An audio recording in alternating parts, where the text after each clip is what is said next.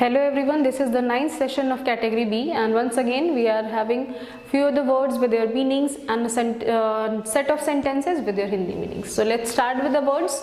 The first word for the day is proceed, and that is PROCEED. Proceed means बढ़ना. Exotic, EXOTIC. Exotic means अजीब, something which is not common, something which is unique, that is exotic. Next is viciously, VICIOUSLY.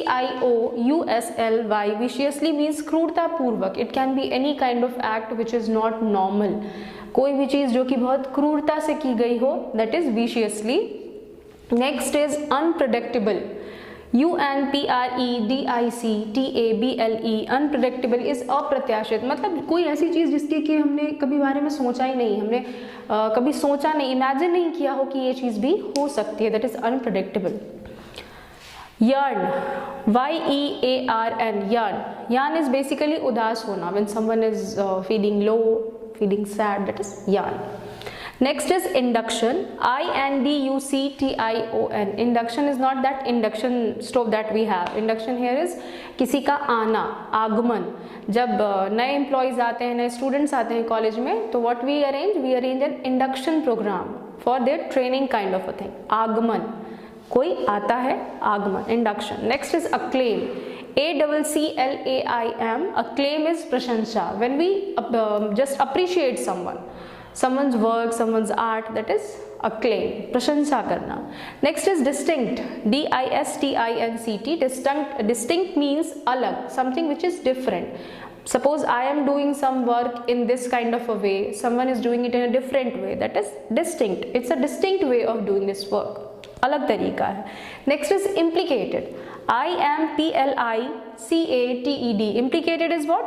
फंसा, मतलब when someone is stuck somewhere, कहीं पे फंस गया है किसी भी कारण से, that is implicated.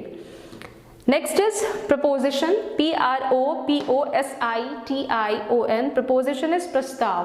When this word is basically driven from propose, मतलब किसी के सामने कोई प्रस्ताव रखना, बिल्कुल उसी तरीके से preposition is to propose someone, प्रस्ताव रखना किसी काम के संदर्भ में, that can I help you, may I help you, या कोई भी चीज़, that is preposition.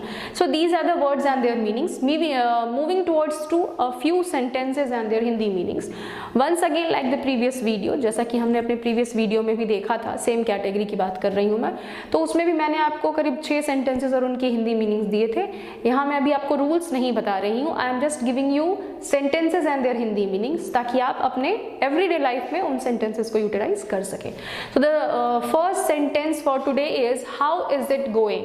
How is it going. Generally going का मतलब जाना होता है, लेकिन यहाँ पे है कैसा चल रहा है, मतलब कोई काम, किसी चीज़ की रिकवरी, कोई भी चीज़ का प्रोसेस जिसके बारे में हम बात करते हैं, that is how is it going, कैसा चल रहा है. Next is what should I do. मुझे क्या करना चाहिए. आप किसी से पूछते हैं मुझे क्या करना चाहिए, आप सजेशन लेते हैं मुझे आगे क्या करना चाहिए, what should I do. Next is he was boiling with rage. Now rage is just a synonym of anger. गुस्से का ही एक दूसरा मतलब एक नया शब्द आप यूज कर सकते हैं, रेज. वह गुस्से से उबल रहा था. व्हेन वी से कि किसी को इतना ज़्यादा गुस्सा आया कि बिल्कुल गुस्से में था, बहुत ज़्यादा उबल रहा था वो, तो that is what, he was boiling with rage. Next is I am on your side. मैं तुम्हारी तरफ या मैं आपकी तरफ हूँ. मतलब ये तो सीधी सी बात हो गई कि मैं इस पार्टी में हूँ या इस पार्टी में हूँ. आप किसकी तरफ हैं, आप किसकी तरफदारी कर रहे हैं. आई am on your side. My fever is gone. मेरा बुखार उतर गया या उतर चुका है, मतलब किसी को फीवर था, उनका फीवर ठीक हो गया. My fever is gone. The last sentence is how dare you. How dare, DARE, dare you answer your father back. Now this is a little long sentence. Hindi भी थोड़ी लंबी है इसकी.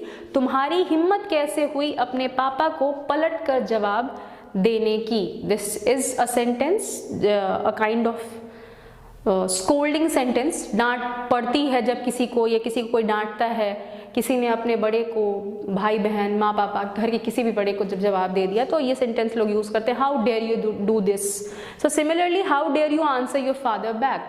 तुम्हारी हिम्मत कैसे हुई अपने पापा को पलटकर जवाब देने की. So these were a few sentences with their Hindi meaning. So this is all for the day. And at last, I would request once again to all of you to kindly subscribe our channel, like and share ज़रूर करें.